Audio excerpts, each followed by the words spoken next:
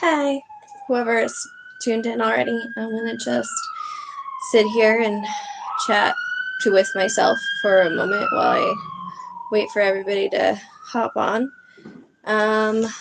Last we saw Harry, he was just arriving at Hogwarts. He had his first glimpse of the castle as they were approaching it in these little boats that went across the lake. They found Neville's toad, and they made it up to. I lost somebody. How did I go from? Oh, we're back to 2. Okay, cool. Hopefully all 3 of you will join shortly. Who are we missing? Possibly Nick.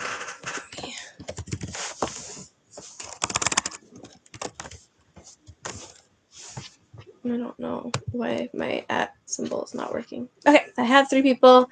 I'm hoping they're the right 3 people at the very least. So I'm just going to start. Well, I might take a sip of water first.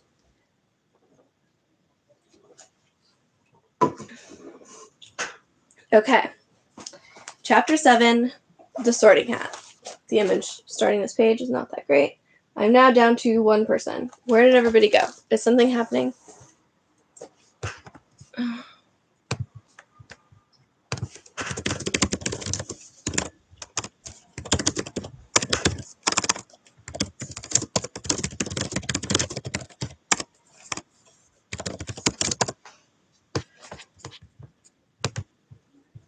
Just down to 1 person.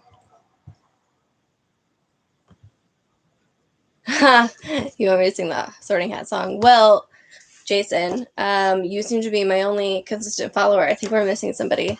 Okay, we're back up to 3. Hopefully everything is okay. If something is malfunctioning, let me know. And I will. I can always close it and restart a new one or something, or look into what's going on. Okay. The door swung open at once. A tall, black-haired witch in emerald green robes stood there. She had a very stern face, and Harry's first thought was that this was not someone to cross. The first years, Professor McGonagall, said Hagrid. Thank you, Hagrid. I will take them from here. She pulled the door wide. The entrance hall was so big you could have fitted the whole of the Dursleys' house in it. The stone walls were lit with flaming torches like the ones at Gringotts. The ceiling was too high to make out, and a magnificent marble staircase facing them led to the upper floors. They followed Professor McGonagall across the flagstone floor. Harry could hear the drone of hundreds of voices from a doorway to the right. The rest of the school must already be here. But Professor McGonagall showed the first years into a small empty chamber off the hall. They crowded in, standing rather closer together than they would usually have done, peering about nervously. And here's Jax. That's Professor McGonagall. According to Justin, it's Professor McGonagall, but trust me, it's not, because there's no way Professor McGonagall would be as obnoxious as Jax. We're going to try to keep going and ignore whatever his antics are going to be. God, where even was I? We're just going to reread this paragraph because I don't remember where I was. They followed Professor McGonagall across the flagged stone floor. Harry could hear the drone of hundreds of voices from a doorway to the right. The rest of the school must already be here, but Professor McGonagall showed the first years into a small empty chamber off the hall. They crowded in, standing rather closer together than they would usually have done, peering about nervously. Welcome to Hogwarts, said Professor McGonagall. The start of term banquet will begin shortly. Before you take your seats in the Great Hall, you will be sorted into your houses. The sorting is a very important ceremony because while you are here, your house will be something like your family within Hogwarts. You will have classes with the rest of your house, sleep in your house dormitory, and spend free time in your house common room. The 4 houses are called Gryffindor, Hufflepuff, Ravenclaw, and Slytherin. Each house has its own noble history, and each has produced outstanding witches and wizards. While you are at Hogwarts, your triumphs will earn your house points, while any rule-breaking will lose house points. At the end of the year, the house with the most points is awarded the House Cup, a great honor. I hope each of you will be a credit to whichever house becomes yours. The sorting ceremony would take place in a few minutes in front of the rest of the school. I suggest you all smarten yourselves up as much as you can while you are waiting.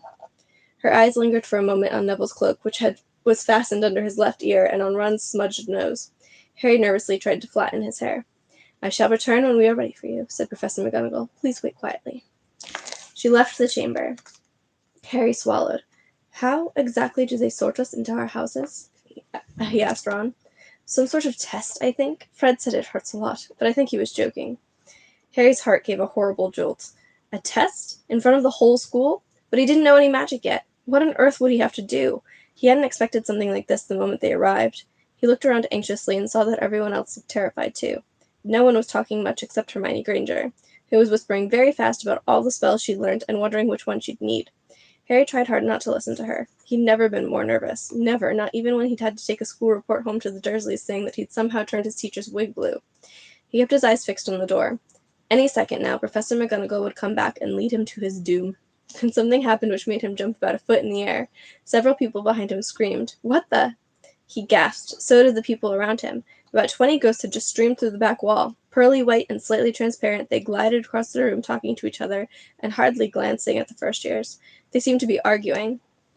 There's an image of the ghosts.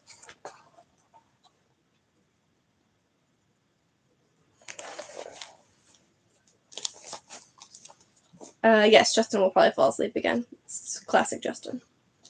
They seemed to be arguing. What looked like a fat little monk was saying, "Forgive and forget, I say. We ought to give him a second chance." "My dear Friar, haven't we given Peeves all the chances he deserves? He gives us all a bad name, and he's not really even a ghost. I say, what are you all doing here?" A ghost wearing a ruff and tights had suddenly noticed the first years. Nobody answered. "New students," said the fat friar, smiling around at them. "About to be sorted, I suppose." A few people nodded mutely. "Hope to see you in Hufflepuff," said the friar. "My old house, you know."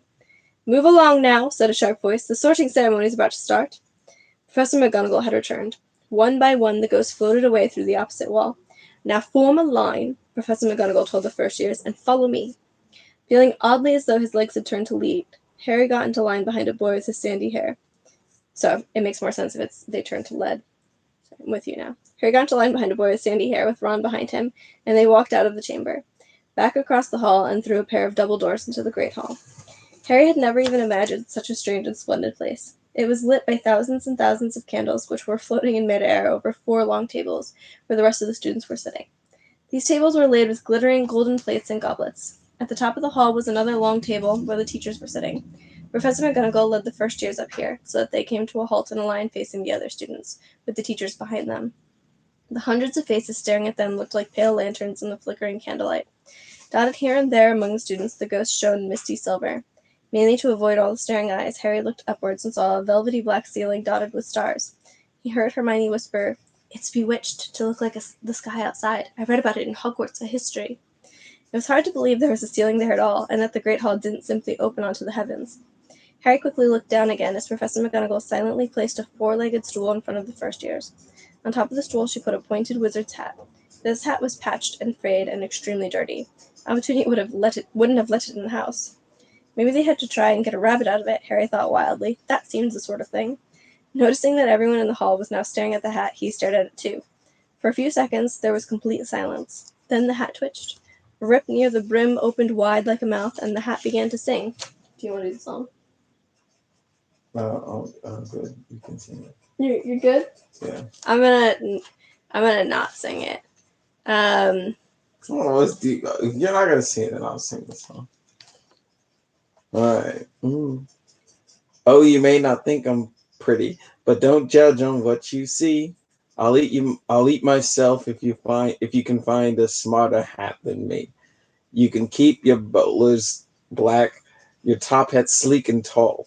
For I'm the Hogwarts sorting hat, and I can You're count not them really all. singing.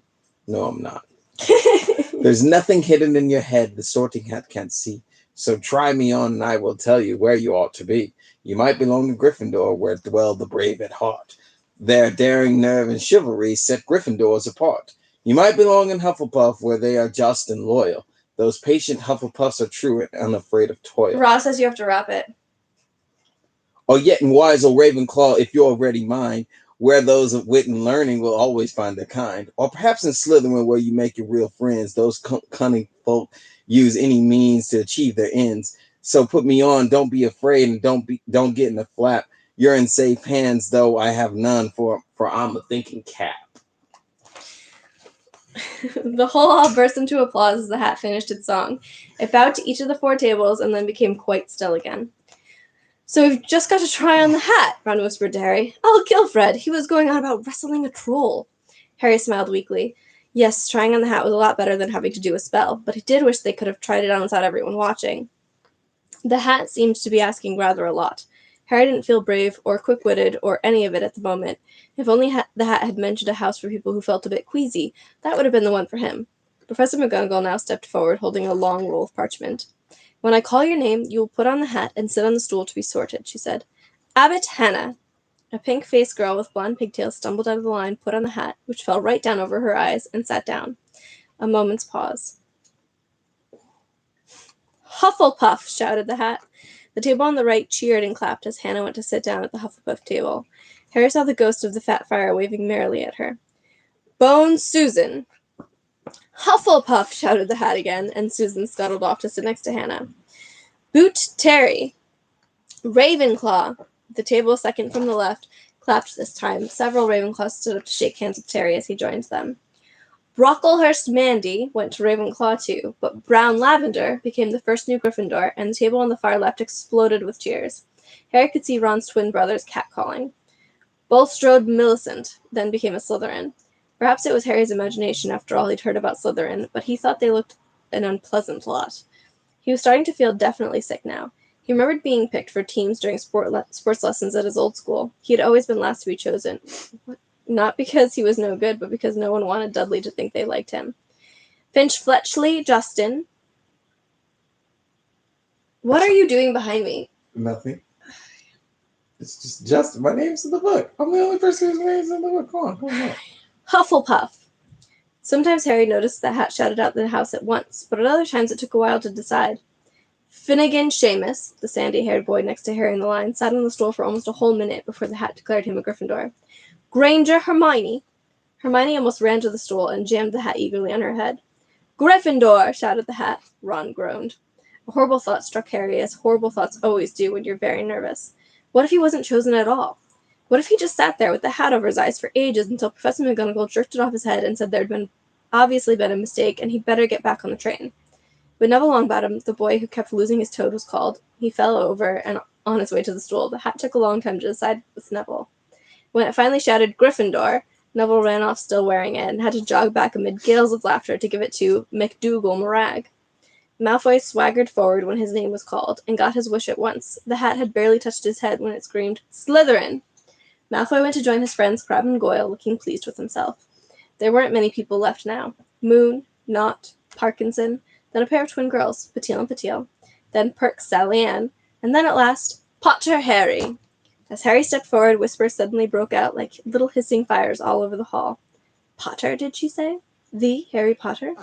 The last thing Harry saw before the hat dropped over his eyes was the hall full of people craning to get a good look at him. Next second, he was looking at the black inside of the hat. He waited. And here is an interesting photo of the sorting hat. I actually don't care for that. I don't either, and the sorting hat looks pretty ominous, actually. I don't like Harry's face. I like that the sorting hat seems to have a tongue. Said a small voice in his ear. Difficult. Very difficult. Plenty of courage, I see. Not a bad mind either. There's talent, oh my goodness, yes. And a nice thirst to prove yourself. Now that's interesting. So where shall I put you? Harry gripped the edges of the stool and thought, not Slytherin. Not Slytherin. Not Slytherin, eh? Said the small voice. Are you sure? You could be great, you know. It's all here, in your head, and Slytherin will help you on the way to greatness. No doubt about that. No? Well, if you're sure, better be Gryffindor! Harry heard the hat shout the last word to the whole hall. He took off the hat and walked shakily towards the Gryffindor table. He was so relieved to have been chosen and not put in Slytherin, he hardly noticed that he was getting the loudest cheer yet. Percy the prefect got up and shook his hand vigorously, while the Weasley twins yelled, We got Potter! We got Potter! Harry sat down opposite the ghost in the rough he'd seen earlier. The ghost patted his arm, giving Harry the sudden, horrible feeling he'd just plunged into a bucket of ice-cold water. He could see the high table properly now. At the end nearest him sat Hagrid, who caught his eye and gave him the thumbs up. Harry grinned back, and there in the center of the high table, in a large cold chair, sat Albus Dumbledore. Harry recognized him at once from the card he'd got out of the chocolate frog on the train. Dumbledore's silver hair was the only thing in the whole hall that shone as brightly as the ghost's. Harry spotted Professor Quirrell, too, the nervous young man from the Leaky Cauldron. He was looking very peculiar in a large purple turban. And now there were only 3 people left to be sorted. Turpin Lisa became a Ravenclaw, and then it was Ron's turn. He was pale green by now. Harry crossed his fingers into the table, and a second later the hat had shouted, "Gryffindor!" And here's a little photo of Professor Quirrell looking terrified. Okay.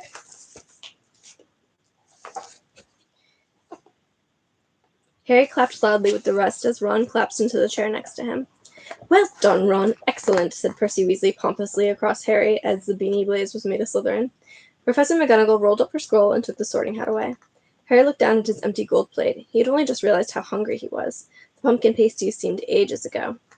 Albus Dumbledore had got to his feet. He was beaming at the students, his arms opened wide, as if nothing could have pleased him more than to see them all there. "Welcome," he said. "Welcome to a new year at Hogwarts. Before we begin our banquet, I'd like to say a few words, and here they are. Nitwit, blubber, oddment, tweak." "Thank you." Did you say Blaze? That's who she's talking about. I said Blaze. Blaze and Beanie King. I said, "Well done, Ron, excellent," said Percy Weasley pompously across Harry as the beanie blaze was made a Slytherin. Blaze and Beanie is the black guy. That's the black guy. Maybe in yours it doesn't describe him as black. I don't think any of them describe him as black. Well, how would Ron know that it was a black dude? Was she seen him in the movies? I don't think she knows the movies that well. Well, I don't know. I don't think J.K. Rowling calls out the ethnicity of any of them. Oh, it skipped. It did skip Thomas Dean. Oh, it did. Oh, Dean. It doesn't say Dean. Yeah, he was looking at the table, I guess, at that point. Oh, well, he'll have a moment in a moment. Okay, Nitwit, blubber, oddment, tweak. Thank you. He sat back down. Everybody clapped and cheered. Harry didn't know whether to laugh or not. "Is he a bit mad?" he asked Percy. The dishes in front of him were now piled with food. He had never seen so many things he liked to eat on one table. Roast beef, roast chicken, pork chops and lamb chops, sausages, bacon and steak, boiled potatoes, roast potatoes, chips, Yorkshire pudding, peas, carrots, gravy, ketchup, and for some strange reason, mint humbugs. The Dursleys had never exactly starved Harry, but he'd never been allowed to eat as much as he liked. Dudley had always taken anything that Harry really wanted, even if it made him sick. Harry piled his plate with a bit of everything except the humbugs and began to eat. It was all delicious. Also, feel free to tell me what a mint humbug is if you know in the comments. Keep going. That's what Scrooge says. Okay. "That does look good," said the ghost in the rough sadly, watching Harry cut up his steak. "Can't you?" "I haven't eaten for nearly 500 years, said the ghost. "I don't need to, of course, but one does miss it. I don't think I've introduced myself. Sir Nicholas de Mimsy Porpington at your service, resident ghost of Gryffindor Tower." "I know who you are," said Ron suddenly. "My brothers told me about you. You're nearly Headless Nick." "I would prefer you to call me Sir Nicholas de Mimsy," the ghost began stiffly, but sandy-haired Seamus Finnegan interrupted. "Nearly headless? How can you be nearly headless?" Sir Nicholas looked extremely miffed, as if their little chat wasn't going at all the way he wanted. "Like this," he said irritably. He seized his left ear and pulled. His whole head swung off his neck and fell onto his shoulder as if it was on a hinge. Someone had obviously tried to behead him, but not done it properly. Looking pleased at the stunned looks on their faces, Nearly Headless Nick flipped his head back onto his neck, coughed, and said, "So, new Gryffindors. I hope you're going to help us win the House Championship this year. Gryffindor have never gone so long without winning. Slytherin have got the cup 6 years in a row. The bloody Baron's becoming almost unbearable." He's a Slytherin ghost. Harry looked over at the Slytherin table and saw a horrible ghost sitting there, with blank, staring eyes, a gaunt face, and robes stained with silver blood. He was right next to Malfoy, who, Harry was pleased to see, didn't look too pleased with the seating arrangements. "How did he get covered in blood?" asked Seamus with great interest. "I've never asked," said Nearly Headless Nick delicately. When everyone had eaten as much as they could, the remains of the food faded from the plates, leaving them sparkling clean as before. A moment later the puddings appeared, blocks of ice cream in every flavor you could think of. Apple pies, treacle tarts, chocolate eclairs, and jam donuts, trifle, strawberries, jelly, rice pudding. As Harry helped himself to a treacle tart and turned to their families. Half and half," said Seamus. "Me dad's a muggle. Mum didn't tell him she was a witch till after they were married. Bit of a nasty shock for him." The others laughed. "What about you, Neville?" said Ron. Well, my gran brought me up, and she's a witch, said Double, but the family thought I was all muggle for ages.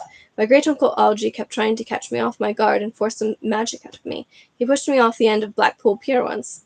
I nearly drowned, but nothing happened until I was 8. Great-uncle Algy came round for tea, and he was hanging me out of an upstairs window by the ankles when my great-auntie Enid offered him a meringue, and he accidentally let go. But I bounced all the way down the garden and into the road. They were all really pleased. Gran was crying, she was so happy, and you should have seen their faces when I got in here. They thought I might not be magic enough to come, you see. Great-uncle Algy was so pleased he bought me my toad. On Harry's other side, Percy Weasley and Hermione were talking about lessons. I do hope they start straight away. There's so much to learn. I'm particularly interested in transfiguration. You know, turning something into something else, of course. It's supposed to be very difficult. You'll be starting small, just matches into needles and that sort of thing. Harry was starting to feel warm and sleepy, looked up at the high table again. Hagrid was drinking deeply from his goblet. Professor McGonagall was talking to Professor Dumbledore. Oh, here's a photo of nearly headless Nick before I turn the page. Nearly headless. How can anyone be nearly headless? Shout out to Billy Connolly. Played in the movie. I appreciate you, Jason. What did he say?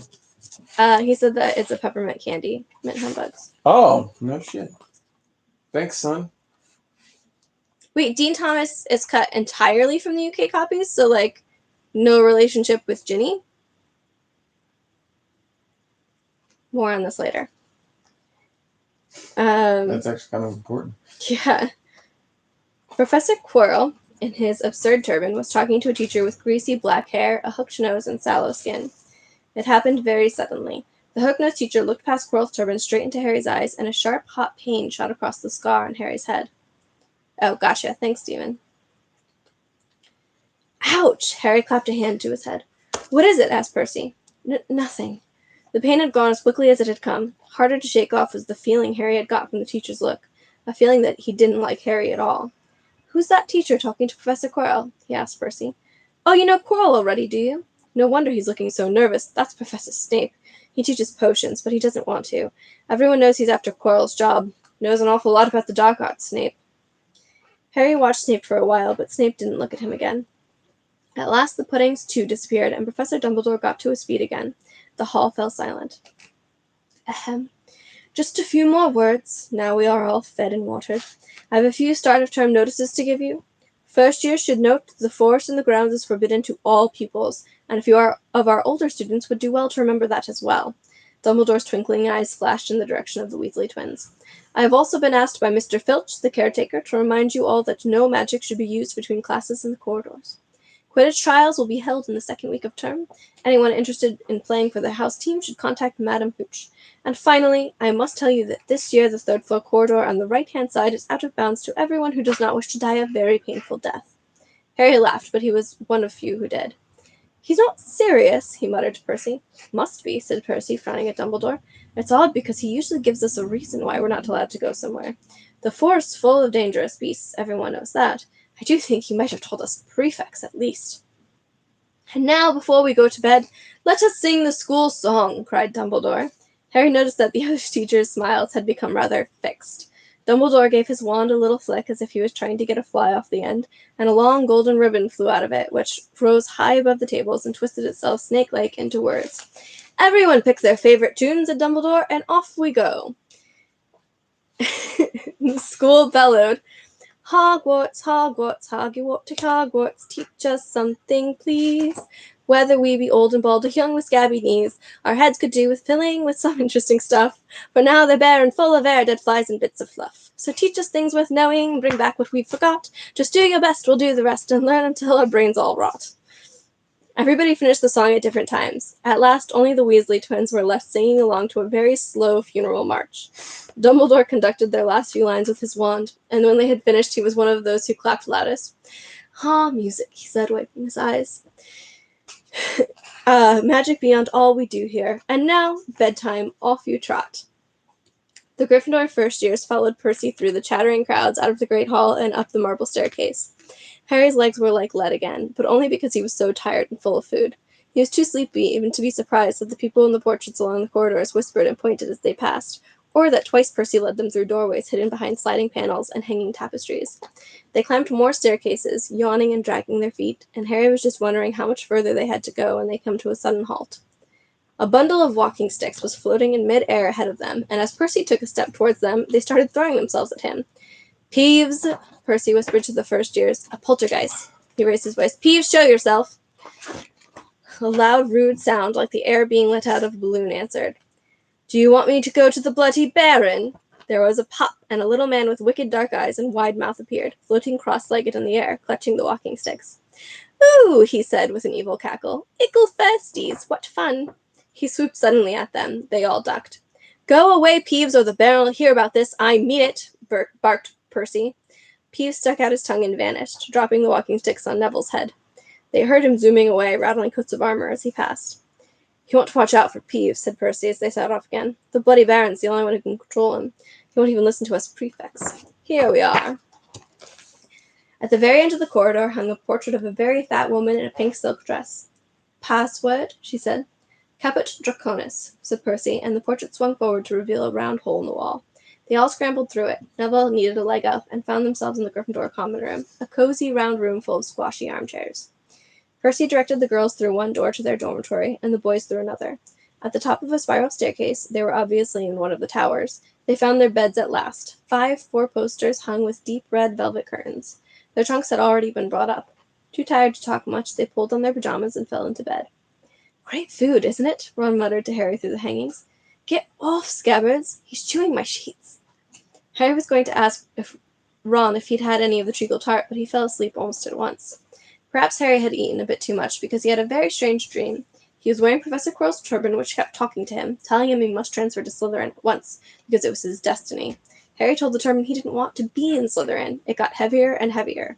He tried to pull it off, but it tightened painfully, and there was Malfoy laughing at him as he struggled with it. Then Malfoy turned into the hook-nosed teacher, Snape, whose laugh became high and cold. There was a burst of green light, and Harry woke, sweating and shaking. He rolled over and fell asleep again, and when he woke the next day, he didn't remember the dream at all. Okay, so water. Are you going right into it? Because I got pee. But I mean, you can start. You had to say that in the YouTube video. Bye. At least I ain't say I gotta take a shit. Oh my god. Okay. Chapter 8, The Potions Master. Next to the tall kid with red hair. Wearing the glasses. Did you see his face? Did you see his scar? Whispers followed Harry from the moment he left his dormitory next day. People queuing outside classrooms stood on tiptoe to get a look at him, or doubled back to pass him in the corridors again, staring. Harry wished they wouldn't, because he was trying to concentrate on finding his way to classes. There were 142 staircases at Hogwarts, wide, sweeping ones, narrow, rickety ones, some that led somewhere different on a Friday, some with a vanishing step halfway up that you had to remember to jump. Then there were doors that wouldn't open unless you asked politely, or tickled them in exactly the right place, and doors that weren't really doors at all, but solid walls, just pretending. It was also very hard to remember where anything was, because it all seemed to move around a lot. People in the portraits kept going to visit each other, and Harry was sure the coats of armor could walk. The ghosts didn't help either. It was always a nasty shock when one of them glided suddenly through a door you were trying to open. Nearly Headless Nick was always happy to point out new Gryffindors in the right direction. But Peeves the Poltergeist was worth 2 locked doors and a trick staircase if you met him when you were late for class. He would drop waste paper baskets on your head, pull rugs from under your feet, pelt you with bits of chalk, or sneak up behind you, invisible, grab your nose and screech, "Gotcha, conk!" Even worse than Peeves, if that was possible, was the caretaker, Argus Filch. Harry and Ron managed to get on the wrong side of him on their very first morning. Filch found them trying to force their way through a door which unluckily turned out to be the entrance to the out-of-bounds corridor on the 3rd floor. He wouldn't believe they were lost, was sure they were trying to break into it on purpose, and was threatening to lock them in the dungeons when they were rescued by Professor Quirrell, who was passing. Filch owned a cat called Mrs. Norris, a scrawny, dust-colored creature with bulging lamp-like eyes just like Filch's. She patrolled the corridors alone. Break a rule in front of her, put just one toe out of line, and she'd whisk off for Filch, who'd appear wheezing 2 seconds later. Filch knew the secret passageways of the school better than anyone, except perhaps the Weasley twins, and could pop up as suddenly as any of the ghosts. The students all hated him, and it was the dearest ambition of many to give Mrs. Norris a good kick. And then, once you had managed to find them, there were the lessons themselves. There was a lot more to magic, as Harry quickly found out, than waving your wand and saying a few funny words.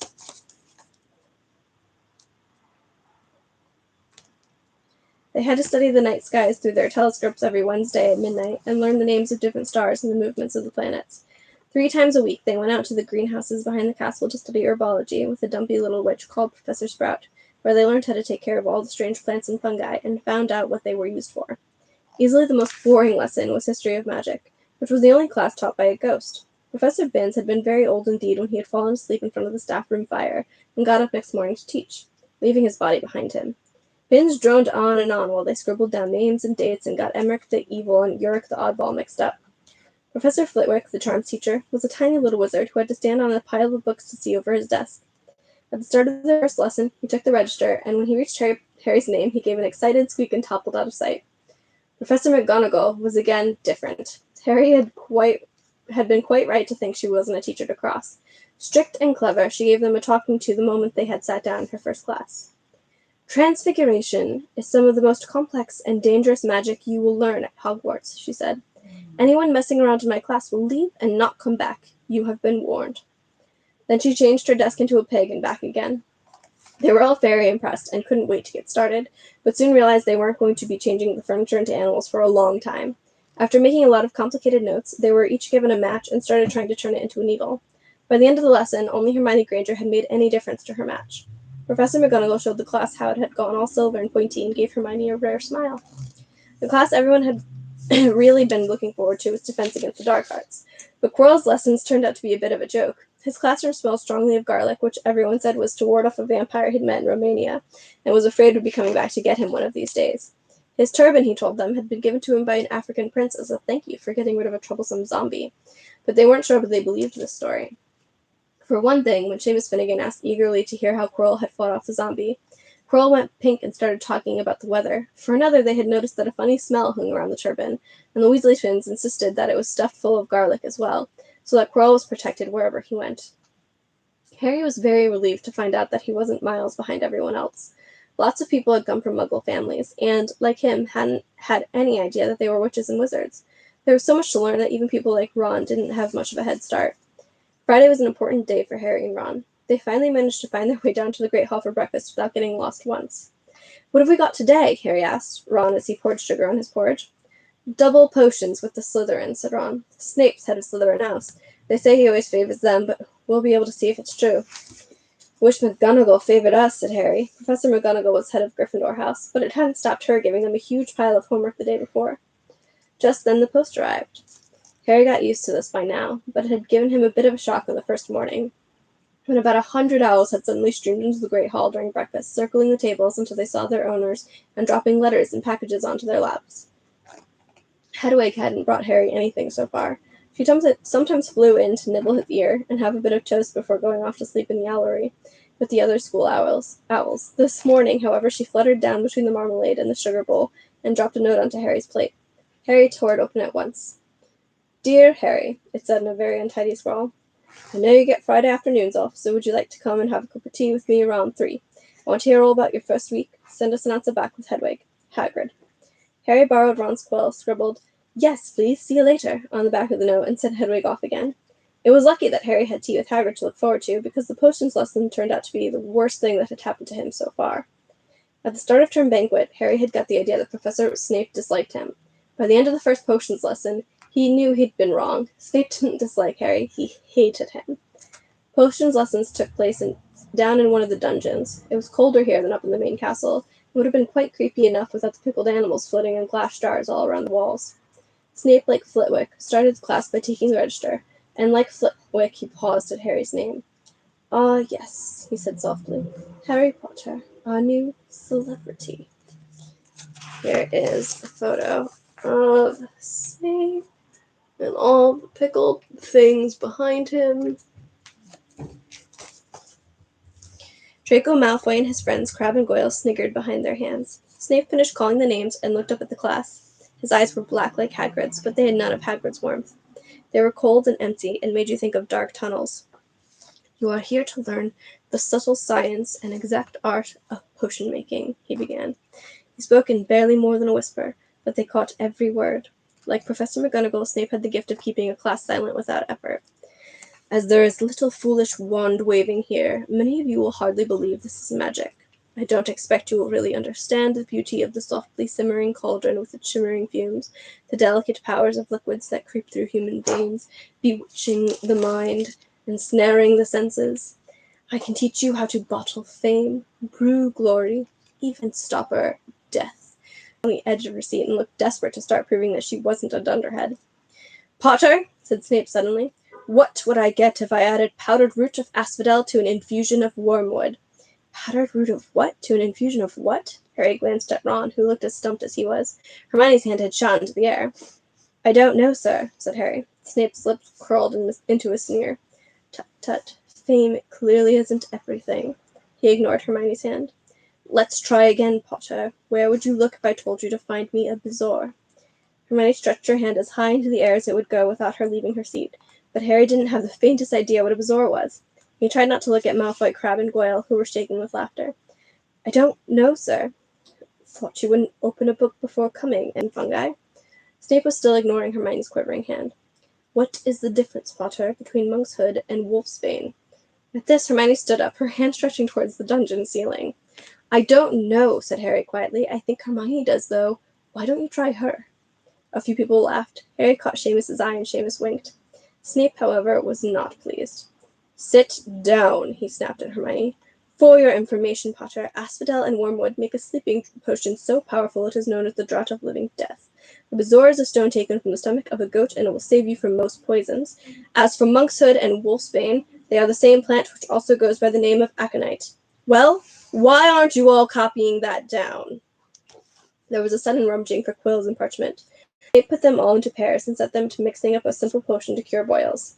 He swept around in his long black cloak, watching them weigh dried nettles and crush snake fangs, criticizing almost everyone except Malfoy, whom he seemed to like. He was just telling everyone to look at the perfect way Malfoy had stewed his horned slugs, when clouds of acid-green smoke and a loud hissing filled the dungeon. Neville had somehow managed to melt Seamus's cauldron into a twisted blob, and their potion was seeping across the stone floor, burning holes in people's shoes. Within seconds, the whole class was standing on their stools, while Neville, who had been drenched in the potion when the cauldron collapsed, moaned in pain as angry red boils sprang up all over his arms and legs. Idiot boy, snarled Snape, clearing the spilled potion away with one wave of his wand. I suppose you added the porcupine quills before taking the cauldron off the fire. Neville whimpered as boils started to. Why didn't you tell him not to add the quills? Thought he'd make you look good if you got it wrong, did you? There's another point you've lost for Gryffindor. This was so unfair that Harry opened his mouth to argue, but Ron kicked him behind their cauldron. Don't push it, he muttered. I've heard Snape can turn very nasty.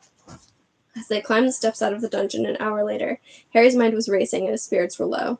He'd lost 2 points for Gryffindor in his very first week. Why does Snape hate him so much? Cheer up, said Ron. Snape's always taking points off Fred and George. Can I come and meet Hagrid with you? At 5 to 3, they left the castle and made their way across the grounds. Hagrid lived... What are you doing? Okay. Sorry, I got thrown off. Justin was doing something weird. From inside, and several booming barks. Then Hagrid's voice rang out, saying, Back! Fang! Back! Hagrid's big, hairy face appeared in the crack as he pulled the door open. Hang on, he said. Back, Fang! He let them in, struggling to keep a hold on the collar of an enormous black boarhound. There was only one room inside. Hens and pheasants were hanging from the ceiling, a copper kettle was boiling on the open fire, and in a corner stood a massive bed with a patchwork quilt over it. Make yourselves at home, said Hagrid, letting go of Fang, who bounded straight at Ron and started licking his ears. Like Hagrid, Fang was clearly not as fierce as he looked. I got a good image here of Hagrid's place. I'm going to just hold that there for a second so you guys can take it in. And the thing Justin was doing, I think, was taking a picture of me, because he's a creep. It's my paparazzi over there.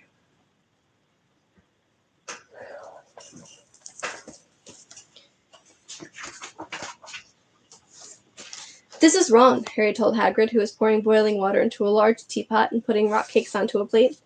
Another Weasley, eh? Said Hagrid, glancing at Ron's freckles. I've spent half my life chasing your twin brothers away from the forest. The rock cakes almost broke their teeth, but Harry and Ron pretended to be enjoying them as they told Hagrid all about their first lessons. Fang rested his head on Harry's knees and drooled all over his robes. Harry and Ron were delighted to hear Hagrid call Filch that old git. And as for that cat, Mrs. Norris, I'd like to introduce her to Fang sometime. Do you know, every time I go up to the school, she follows me everywhere. Can't get rid of her. Filch puts her up to it. Harry told Hagrid about Snape's lesson. Hagrid, like Ron, told Harry not to worry about it, that Snape liked hardly any of the students.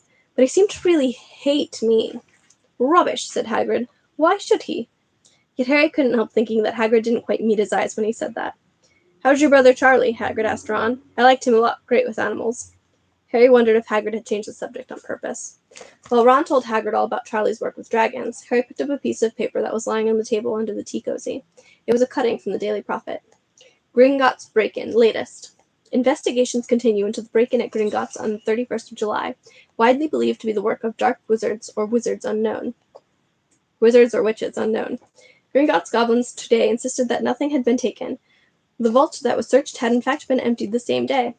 We're not telling you what was in there, so keep your noses out of it if you know what's good for you, said a Gringotts spokesgoblin this afternoon. Harry remembered Ron telling him on the train that someone had tried to rob Gringotts, but Ron hadn't mentioned the date. Hagrid, said Harry, him another rock cake. Harry read the story again. The vault that was searched had in fact been emptied earlier that day. Hagrid had emptied Vault 730, weighed down with rock cakes they'd been too polite to refuse. Harry thought that none of the lessons he'd had so far had given him as much to think about as tea with Hagrid. Had Hagrid collected that package just... That is all for today. We'll resume, I guess, on Tuesday for 2 more chapters. We're making good progress. I'd say we're almost halfway through the first book. Harry's at Hogwarts. He's learned a lot. Everything is going smoothly. Or not smoothly. I guess we'll see. Anyways, thanks for tuning in, guys.